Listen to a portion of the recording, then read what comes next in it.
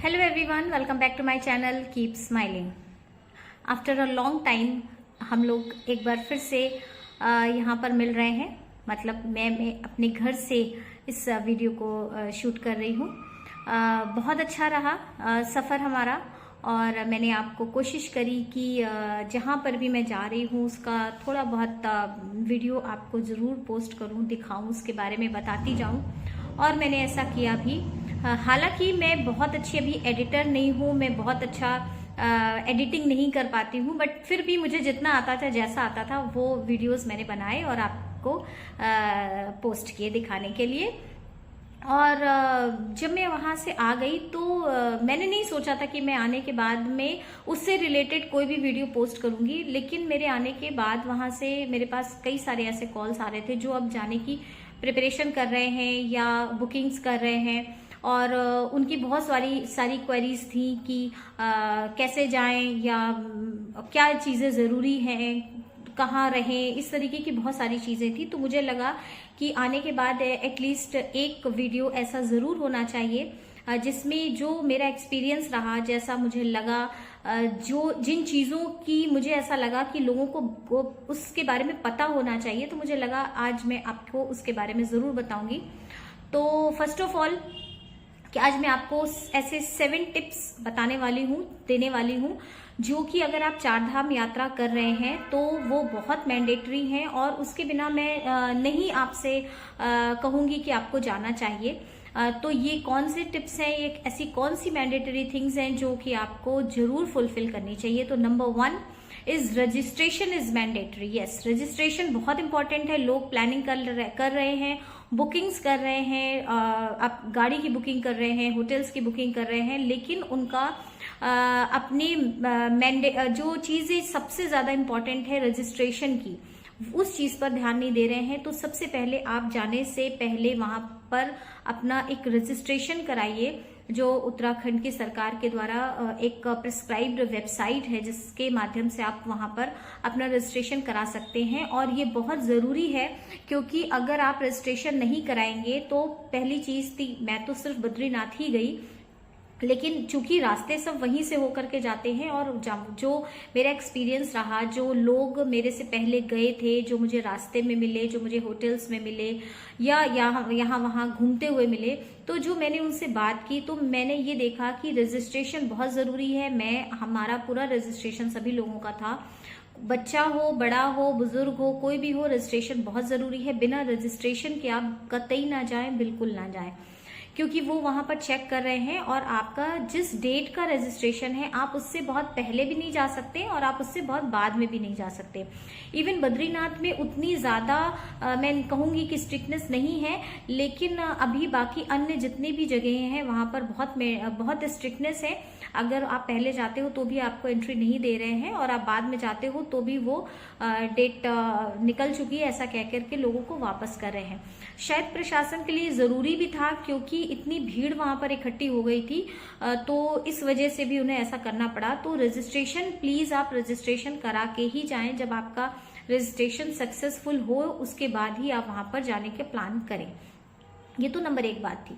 दूसरी बात, जो भी 50 इयर्स के अबव हैं या सीनियर सिटीजन्स हैं, उनके लिए ये बहुत ज़रूरी है कि वो अपना हेल्थ चेकअप करवा के जाएं। पूरा एक जो गवर्नमेंट के द्वारा प्रिस्क्राइब्ड है, वहां से आप अपना हेल्थ चेकअप कराएं, और हेल्थ चेकअप कराने के बाद ही जाएं, क्योंकि केदारनाथ में ऑक्सीजन कम रहती है। इवन बद्रीनाथ में भी जब हम लोग चल रहे थे या मंदिर की तरफ जा रहे थे, तो मेरे फादर भी बहुत जब चलने के बाद उनको थोड़ा सा थकान सी हो रही थी, और उन्होंने मेरे से ये बात शेयर करी कि जैसा मुझे आज फील हो रहा है, ऐसा मुझे पहले कभी नहीं हुआ। इसका मतलब ये है कि कहीं ना कहीं वो जो आप एटमॉस्फेयर कह लीजिए, एक्सर्शन कह लीजिए, एनीथिंग यू मे से, बट ये जरूरी है कि आप वहां पर जाने से पहले अपना हेल्थ चेकअप करवाएं। आपको थोड़ी सी भी अगर कोई भी ऐसी प्रॉब्लम है, चाहे वो आपकी कार्डियक प्रॉब्लम हो, चाहे आपकी रेस्पिरेटरी से रिलेटेड कोई प्रॉब्लम हो, कोई भी इस तरीके की प्रॉब्लम हो, तो इसके लिए बहुत जरूरी है कि आप पहले अपना हेल्थ चेकअप कराएं और उसके बाद जाएं। क्योंकि आप आने वाली किसी प्रॉब्लम को नहीं जानते कि वहां पर क्या चीजें आपको फेस करनी पड़ सकती हैं। तो ये ज़रूरी हो जाता है कि आप अपना हेल्थ चेकअप कराएं। और वैसे भी हम लोग यहाँ वहाँ बहुत सारी ऐसी न्यूज़ देखते हैं कि मतलब मिसहैपनिंग्स हो जाती हैं और फिर हम लोग प्रशासन को दोष देते हैं या वहाँ की अव्यवस्थाओं के बारे में डिस्कस करते हैं, बात करते हैं, शोर शराबा करते हैं। इससे बेहतर है कि अपनी सुरक्षा अपने हाथ, इस बात को मानते हुए आप अपना हेल्थ चेकअप कराने के बाद ही जाएं। विशेष रूप से जो सीनियर सिटीजन्स हैं उनके लिए ये ज़रूर होना ये है कि आप हेल्थ चेकअप करा के जाए। वैसे ये रैंडमली चेक हो रहा है, पूरा ऐसा नहीं है कि बहुत स्ट्रिक्टनेस के साथ चेक हो रहा है, लेकिन रैंडमली चेक हो रहा है। आप इससे बच नहीं सकते और आपको, मेरे ख्याल से आपको बचना भी नहीं चाहिए। अगर आपको कोई भी प्रॉब्लम है तो आप उसका पूरा हेल्थ चेकअप करा के जाएं, जिससे कि अगर कहीं रास्ते में आपको कोई भी हेल्थ इश्यूज होते हैं तो एटलीस्ट आप कहीं पर आपके पास कुछ ऐसे नंबर्स हों और डॉक्टर्स भी जो कि आपके प्रोफाइल से पहले से फेमिलियर होंगे, वो जानते होंगे आपको ये प्रॉब्लम है, तो उनके लिए भी ट्रीटमेंट देना इजी हो जाएगा। तो ये बहुत ज़रूरी है। थर्ड टिप जो मैं आपको देना चाहती हूँ कि आपका जो, अगर आप अपने प्राइवेट व्हीकल से जा रहे हैं तो आपको उसका रजिस्ट्रेशन भी कराना चाहिए, कराना पड़ेगा, क्योंकि जब हम लोग बद्रीनाथ गए हैं तो आपका जहां पर रजिस्ट्रेशन होता है वहीं पर एक कॉलम होता है कि आप किस गाड़ी से जा रहे हैं, ड्राइवर कौन है, तो वहां पर भी आपको अपनी गाड़ी का नंबर भी रजिस्टर्ड होना चाहिए। और अगर आपका की गाड़ी कुछ और है और आप का रजिस्ट्रेशन पहले हो चुका है, वो मिसमैच होगा तो भी आपके लिए प्रॉब्लम क्रिएट हो सकती है। इसलिए जब आप रजिस्ट्रेशन कराएं तो आप गाड़ी के साथ रजिस्ट्रेशन अपना कराएं, आप किस गाड़ी से जा रहे हैं और आपके ड्राइवर का नाम भी उसमें होना चाहिए। ड्राइवर का भी रजिस्ट्रेशन होना मैंडेटरी है, ये भी एक बहुत इंपॉर्टेंट बात है। लोग चले जा रहे हैं बट ड्राइवर का रजिस्ट्रेशन नहीं है तो भी वो प्रॉब्लम में है, वो भटक रहे हैं। क्योंकि ड्राइवर नहीं जा रहा है तो वो भी नहीं जा पा रहे हैं और फलस्वरूप उनकी रेट्स निकल जा रही हैं, तो ये भी लोगों को प्रॉब्लम आ रही है। तो बेहतर ये है कि आप जल्दीबाजी में प्लान करने से ज़्यादा बेहतर है कि आप पूरा प्लान वे में, ऑर्गेनाइज्ड वे में अगर अपने ट्रैवल करेंगे तो it will be beneficial for you. तो ये एक बहुत इंपॉर्टेंट बात है। दूसरी चीज़ मैं ड्राइवर से ही रिलेटेड एक बात और कहना चाहती हूँ कि अगर आप प्राइवेट व्हीकल से जा रहे हैं और आप सपोज आप किसी प्लेन से जा रहे हैं, मतलब आप यूपी के किसी शहर में हैं या एमपी में है, कहीं पर भी है, बट आप प्लेन से पहाड़ों पर जा रहे हैं, तो ये बहुत ज़रूरी हो जाता है कि वो जो ड्राइवर आप लेकर के जा रहे हैं वो परफेक्ट हो ड्राइविंग में, क्योंकि जो पहाड़ों की ड्राइविंग होती है वो प्लेन्स की तरह नहीं होती है। तो वहाँ के लिए एक परफेक्ट ड्राइवर होना बहुत इम्पॉर्टेंट, बहुत ज़रूरी चीज़ है। क्योंकि मैं जिन भैया को लेकर के, जिन ड्राइवर को लेकर के मैं गई थी, वो कम से कम 7-8 बार 4 धाम यात्रा कर चुके थे और बहुत अच्छी ड्राइविंग स्किल भी मैंने उनकी देखी। और वहां पर एक परफेक्ट ड्राइवर की ही नीड है। अगर आपने प्लेन्स की तरह आपने हॉर्न देख करके सोचा कि आप आगे निकल जाएं और इस तरीके की, तो इस तरीके की चीजें वहां बिल्कुल नहीं चलती। बहुत ही डिसिप्लिन्ड वे में आपको ड्राइविंग करनी होती है, बिना जल्दबाजी के, बहुत पेशेंसफुली आपको ड्राइव करना होता है। तो अगर आप अपनी ड्राइविंग स्किल को बहुत अच्छे से पहचानते हैं तभी आप खुद ड्राइव करें। अदरवाइज मैं अब यही प्रेफर करूंगी कि आप एक बहुत अच्छे ड्राइवर को ले करके उसके साथ जाएं। अगर आप प्लेन्स में हैं और आप वहां पर किसी ऐसे ड्राइवर को जानते हैं तब तो आप उसे हायर करें।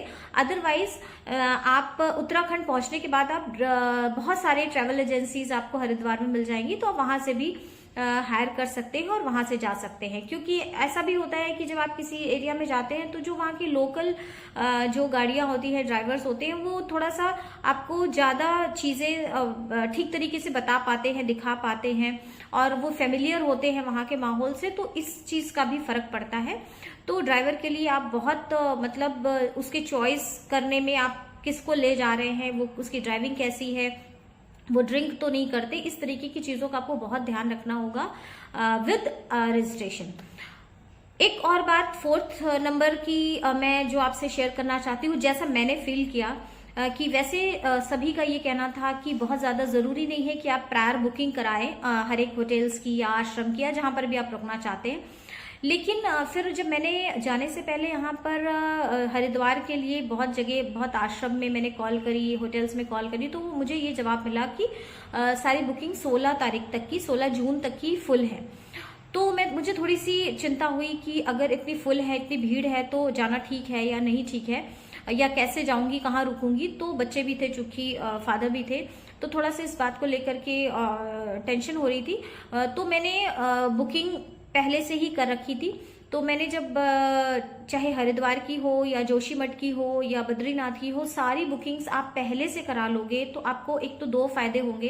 पहली चीज कि ऐसा हो सकता है कि आपको प्रायर बुकिंग में कुछ बेनिफिट भी मिले और कुछ आपको उसका लॉस भी हो, कि कई बार आप जब सामने जाते हो आप निगोशिएट कर लेते हो, तो वही रूम किसी और को अगर 5,000 में है तो हो सकता है आपको उससे महंगा मिले, या उसको कम है तो आपको ज्यादा, मतलब ऐसा कुछ हो सकता है। लेकिन आप बहुत सारी प्रॉब्लम से बच सकते हो, क्योंकि जब अगर आपकी बुकिंग्स पहले से होती हैं तो आप वहां पर जा करके ढूंढने की कंडीशन से बच सकते हो, क्योंकि आपके साथ में बच्चे हैं, फैमिली है। ऐसी जगहों पे जब लोग जाते हैं, बहुत सारे लोग होते हैं, तो आप वहां पर जाएंगे और उसके बाद आप ढूंढेंगे और भीड़ बहुत है, रश बहुत है।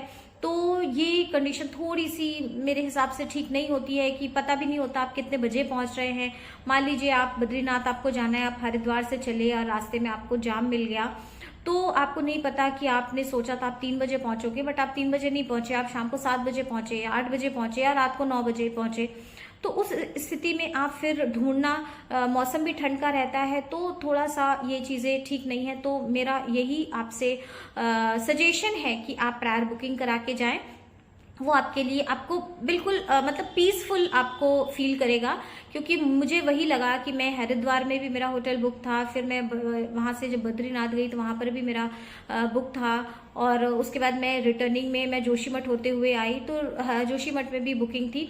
और मैंने जोशीमठ में एक और बात महसूस करी कि क्या हुआ कि जब हम लोग जोशीमठ में पहुंचे तो वहां पर कुछ लोकल, कुछ कारणों से पुलिस और वहां के लोकल जो भी दुकान वाले थे, तो उनमें आपस में कुछ झड़प हो गई, और इसकी वजह से पूरा जोशीमठ बंद हो गया। पूरा जोशीमठ बंद हो गया, मतलब यू कुडंट बिलीव कि वहां पर एक ब्रेड बटर की भी शॉप नहीं खुली थी।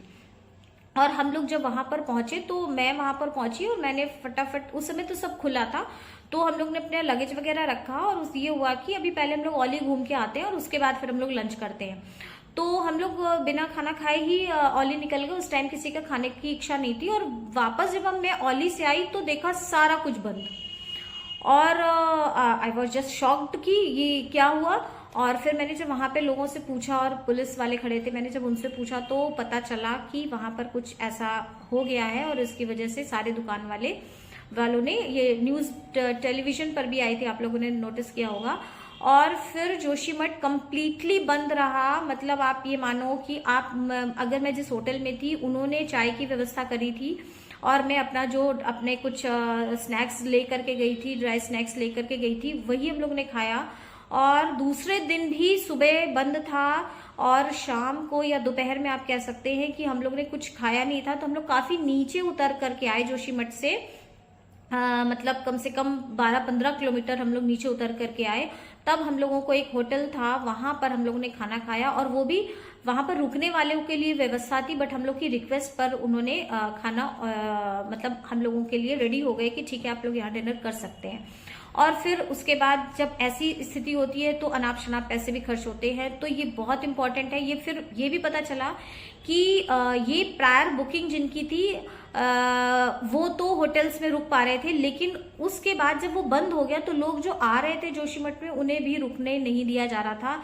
सारे होटल, सारे रेस्टोरेंट, सारे होम स्टे, सब कुछ कंप्लीटली बंद था। तो ये एक ऐसा एक्सपीरियंस था जो मैंने घूमा है, बट मैंने कभी भी इस तरीके का कभी सिचुएशन फेस नहीं करी कि जोशीमठ में मैं 1.5 दिन कम से कम रही, और 1.5 दिन में सिर्फ एक चाय के अलावा हम लोग को जोशीमठ में कुछ भी नहीं मिला। हम लोग ने जो खाया वो कम से कम 10-15 किलोमीटर नीचे आ करके फिर हम लोग ने खाया, और वापस फिर हम जोशीमठ जहाँ पे हम रुके थे वहां पर गए। तो ये भी एक प्रायर बुकिंग का बहुत बड़ा फायदा होता है कि अगर आपकी बुकिंग्स है तो आपको इस तरीके की सिचुएशन से भी आप निपट सकते हो। और ज़रूर हल्का फुल्का ऐसा नाश्ता जो लंबे समय तक चले वो आप ज़रूर बना करके ले जाएं अगर आपके साथ में बच्चे हैं या डायबिटिक पेशेंट्स हैं, क्योंकि डायबिटीज़ में अगर आप भूखे रहोगे तो वो भी कंडीशन गड़बड़ होती है कि शुगर लेवल हाई होने लगता है, उन्हें दवाई खाने के लिए भी कुछ खाने की ज़रूरत होती है। तो ऐसी सिचुएशंस के लिए भी बहुत ज़रूरी है कि आपके पास इतना नाश्ता या इतना स्नैक्स ज़रूर होना चाहिए।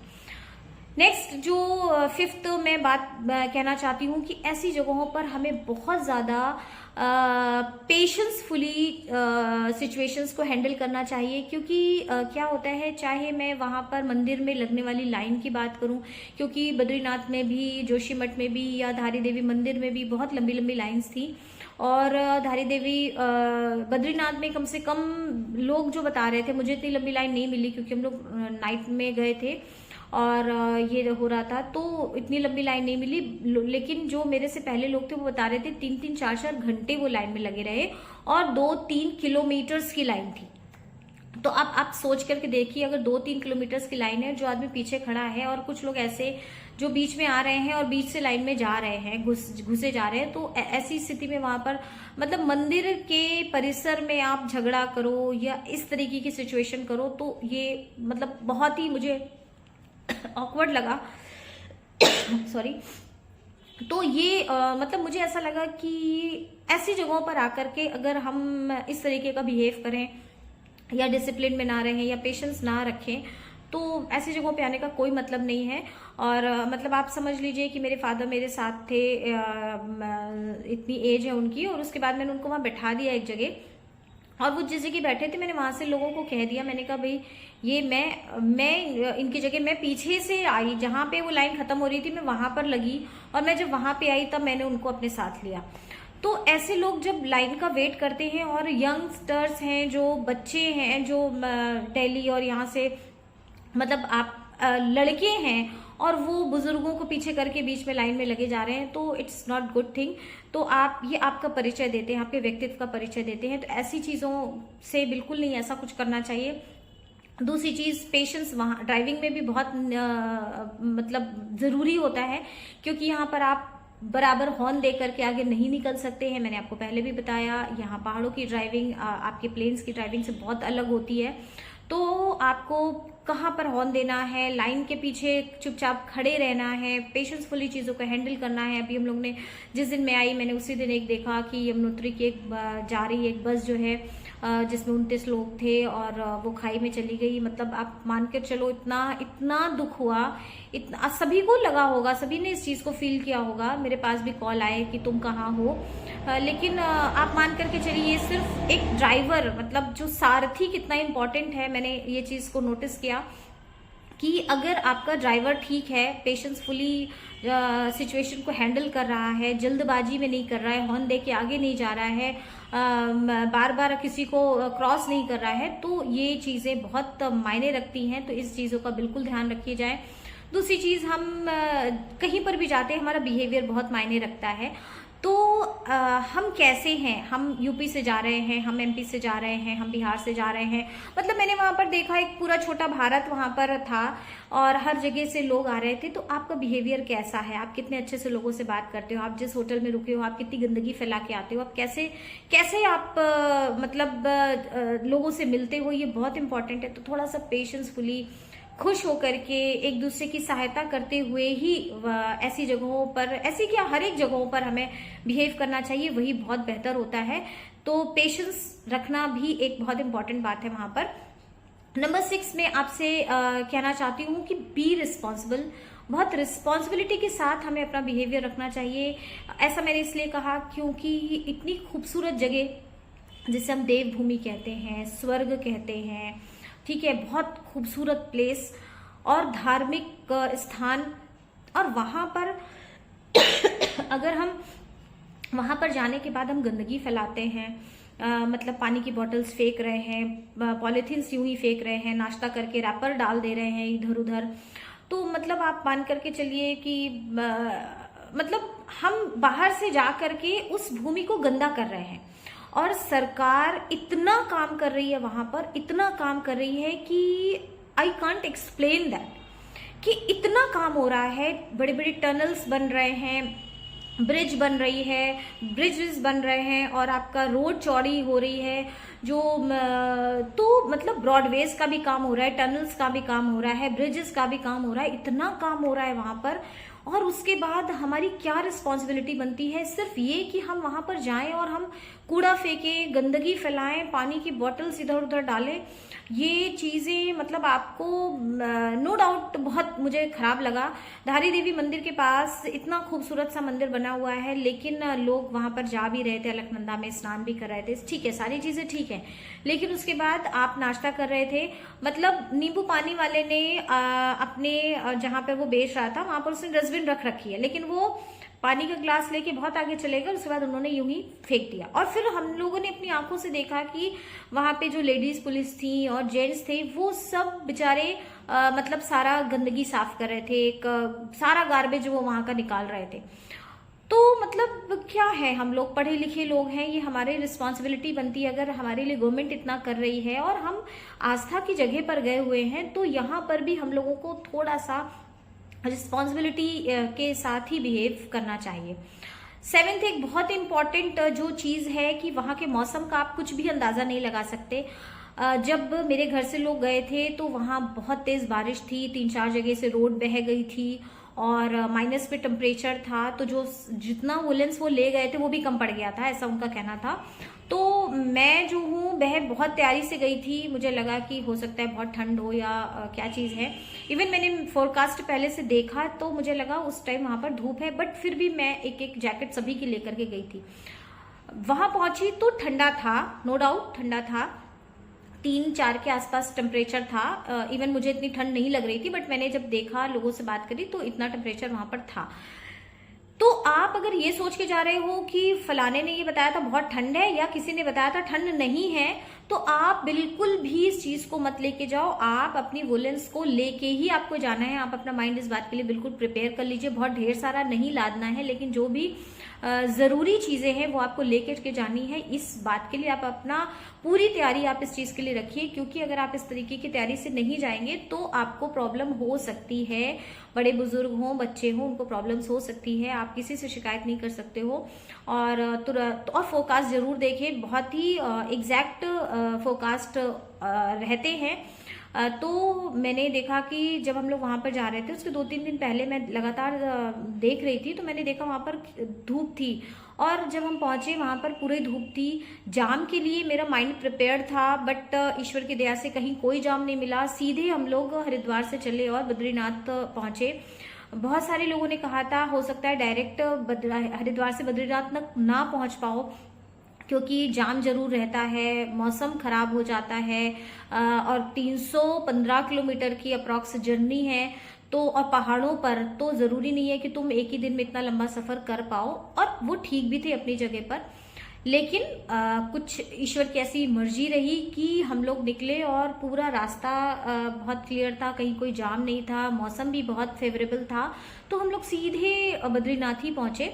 बीच में रुकते हुए गए, लेकिन ऐसा कुछ नहीं था, जाम नहीं मिला तो पहुंच गए। बट आपको प्रिपरेशन अपनी पूरी रखनी है कि जब भी वेदर कुछ अप डाउन होता है तो आपके पास रेन कोट है, जैकेट्स हैं और मफलर है, ये सारी चीजें जरूर होनी चाहिए। और एक लास्ट बहुत इंपॉर्टेंट बात कि हम एक आध्यात्मिक यात्रा पर जाते हैं, जहां पर जो देवभूमि कहते हैं, आध्यात्मिक यात्रा पर जाते हैं, तो उसको प्लीज प्लीज उसको पिकनिक स्पॉट मत बनाइए। मैंने ऐसा बहुत वहां पर देखा कि लोग पिकनिक स्पॉट समझ करके वहां पर आ रहे थे, और चाहे मैं मतलब ऐसी मतलब कुछ भी मुझे ऐसा नहीं लगा कि वो वहां पर कुछ ऐसा फील कर, कुछ रिलीजियस या कुछ स्पिरिचुअलिटी उनके अंदर है, या वो कुछ ऐसा फील करने आए हैं। ठीक है, आप घूमने भी आए हैं, बहुत अच्छी बात है, आप घूमने भी आए हैं, लेकिन आप फिर भी आपको उसको पिकनिक स्पॉट बिल्कुल नहीं समझना चाहिए। ऐसी जगहों का जो ऑरा होता है, ऐसी जगहों की जो वाइब्रेशंस होती हैं वो बहुत पॉजिटिव होती हैं, बहुत हाई होती हैं, जैसा मैंने फील किया वहां पर जा करके। और ऐसी जगहों पर अगर आप वाइन्स की बोतल पड़ी हुई है, आप नॉनवेज भी खा रहे हो, ऐसी मतलब चीजें हैं जो अगर वहां पर तो कहीं पर भी ऐसा कुछ नहीं मिलता है, लेकिन उसके बाद भी जो ऐसे एविडेंस जहां जो चाहे आप गार्बेज में देखो या कहीं पर पड़े होते हैं, तो मतलब मतलब बहुत ही, मतलब मेरे पास शब्द नहीं है ये एक्सप्लेन करने के लिए कि मुझे कितना खराब लगा। और मुझे नहीं लगता कि ऐसे लोगों को फिर इन यात्राओं पर जाना भी चाहिए। ये मेरा एक पर्सनल मेरा आपसे सजेशन हो सकता है, पर्सनल मेरे मन की बातें हो सकती हैं, बट जैसा मुझे लगा वो मैंने आपके साथ शेयर किया। तो ये it's not a picnic spot, ये पिकनिक स्पॉट नहीं है, इसे पिकनिक स्पॉट मत बनाइए। ये एक आध्यात्मिक ऊर्जा का केंद्र है। आप जाइए और वहां से वो पॉजिटिविटी अपने अंदर ले करके आइए, आपको बहुत अच्छा लगेगा। तो ये 7 टिप्स, ये 7 जो पॉइंट्स जो मेरे मन में थे कि मुझे इन सारी चीज़ों पर आपको निश्चित रूप से बताना चाहिए। और इसके अलावा भी बहुत कुछ ऐसा है जो भी छूटा हुआ है।